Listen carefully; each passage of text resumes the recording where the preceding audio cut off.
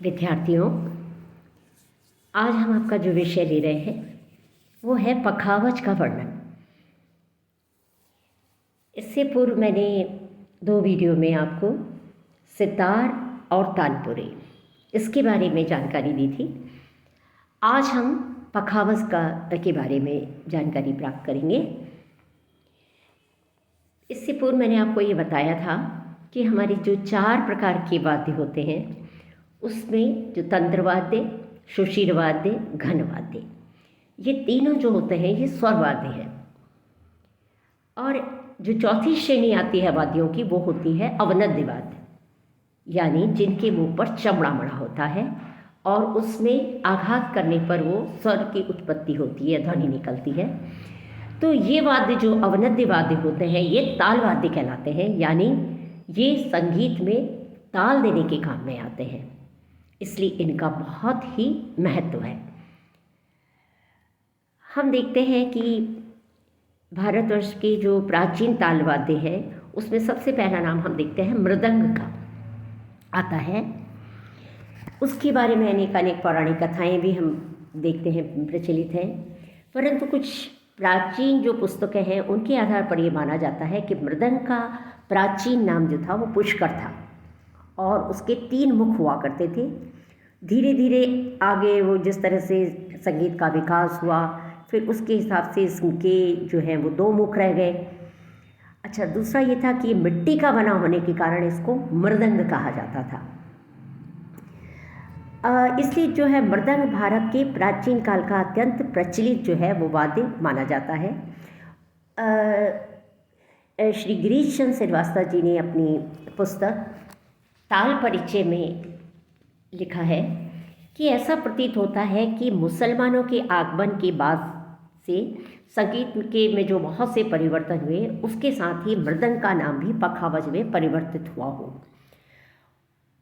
उनके श्रीवास्तव जी के मतानुसार वो कहते हैं कि कुछ लोग मृदंग और पखावज को 2 भिन्न वाद्य मानते हैं, परंतु इसको 2 नाम वाद्य अलग नाम मानकर केवल एक ही वाद्य के 2 नाम कहना ज़्यादा जो है उचित है। तो इस तरह से हम ये देखते हैं कि मृदंग जो है उसका ही जो है बाद में धीरे धीरे चल के आगे जा नाम जो है उसका पखावज के नाम से उसको जाना जाता है। ऐसा अनुमान है कि पखावज का जन्म ईसा से ये करीबन 500 वर्ष पूर्व हो चुका था और उपनिषदों पुराणों में भी इसका उल्लेख हमें मिलता है। और प्राचीन समय पर ये देखा जाता है कि उस समय मृदंग या पखावज जो था वो केवल मिट्टी का ही बनाया जाता था और इसमें गट्टे नहीं लगाए जाते थे और चढ़ाने उतारने के लिए केवल बद्दियों को ही ढीला कर दिया जाता था या कस दिया जाता था।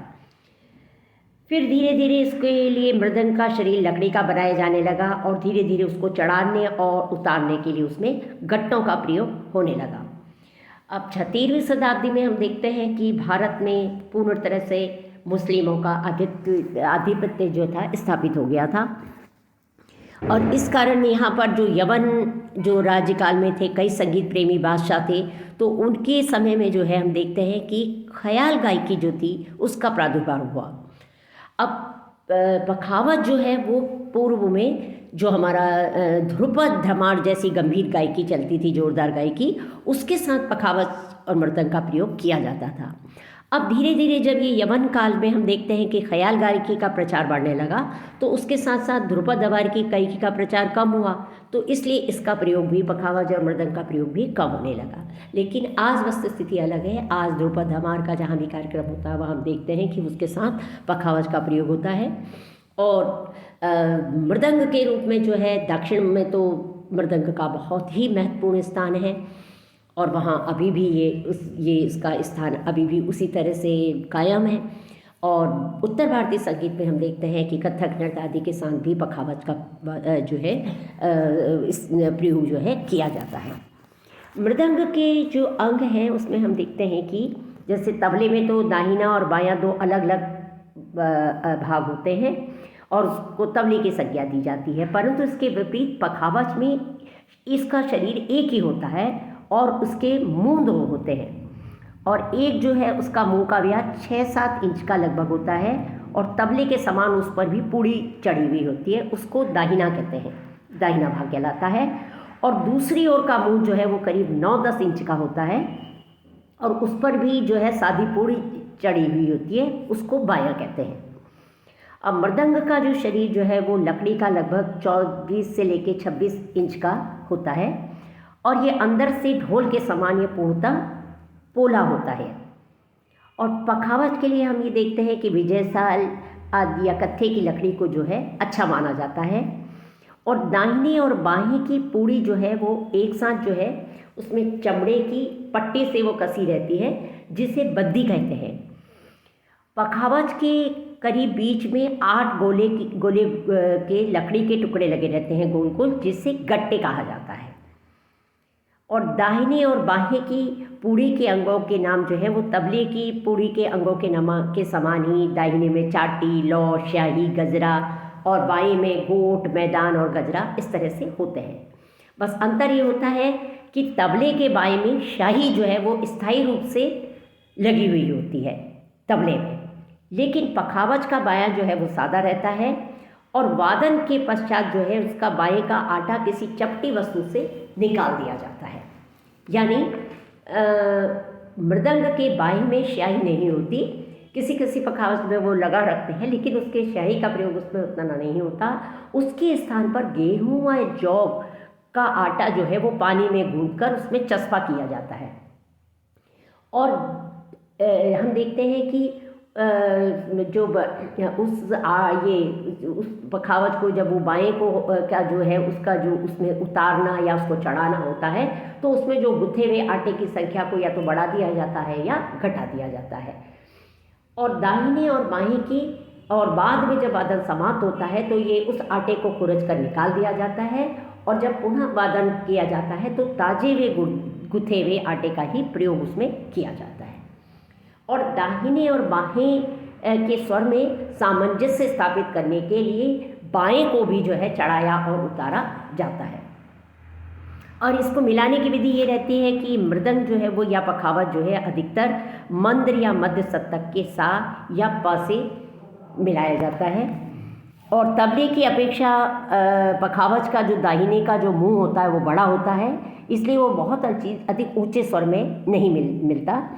और मृदंग को या पखावज के इसको चढ़ाने के लिए उसके गट्टों को हथौड़ी से आघात करके बीच की ओर किया जाता है और बीच का भाग क्योंकि अधिक मोटा होता है और उस तरफ गट्टों को करने से बद्धियों में तनाव आ जाता है। और उतारने के लिए गट्टों को हथौड़ी के आघात से बाएं की ओर मुँह किया जाता है और जो स्वर में थोड़ा बहुत अगर अंतर रहता है तो उसको गजरे पर आघात करके उस तरह से वाद्य को मिलाया जाता है।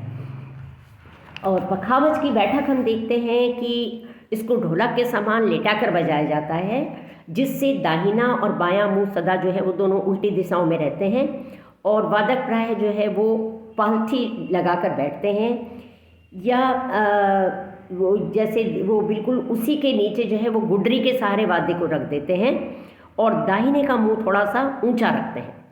और ये इस प्रकार जो है ये वाद्य जो है वो जोरदार, गंभीर तथा वजनी वाद्य होता है, इसलिए प्राय ये पुरुष प्रधान वाद्य है, यानी पुरुष इसका ज़्यादा प्रयोग करते हैं। लेकिन अभी हमारे उसमें उत्तर भारतीय संगीत में हम देखते हैं कि कई प्रसिद्ध जो है वादिकाएँ भी जो है इस क्षेत्र में आगे आई हैं।